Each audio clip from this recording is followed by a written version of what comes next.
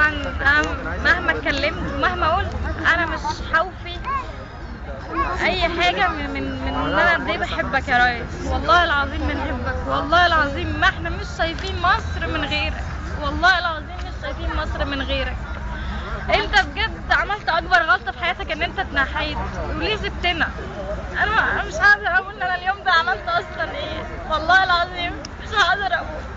انا اليوم ده كنت حاسه ان انا هموت، انا اليوم ده كنت حاسه ان انا هموت بجد. محدش يعرف الكلام ده غير امي واختي بس. والله العظيم يا ريس انت غلط ان انت سبتني، انا مش شايفه مصر دي مع حد غيرك. انا من يوم ما اتولدت وانا بشوف صورك وانا مش بشوف حد غيرك يا ريس. والله العظيم انت اكبر غلطه عملتها. انا بس بعتب عليك في دي يا ريس، والله العظيم بعتب عليك في دي ان انت سبتني مشيت عشان انا نتقابل من غيرك وهنروح في 60 داهية. انا عارفه مصر دي هتبوظ من غيرك.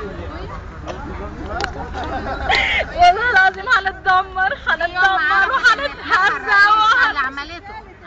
وهيحصل فينا كل حاجه يا ريس انت كنت حامينا منها. والله العظيم هنتدمر. انا بس نفسي اشوفك واقول لك بجد ان انت احسن حاجه حصلت في مصر. ال 15 ولا ال 20 مليون مسيحي كان عايش في خير مبارك، هو اللي كان حاميهم. اوعى حد يقول لا. بتوع ميدان التحرير دول قزوات جزم، والله اوعى حد يقول لا. واوعى يقولوا ان كمان كنيسه القديسين زي ما بيقولوا ده فرقع لكم ده مين ده اللي فرقع؟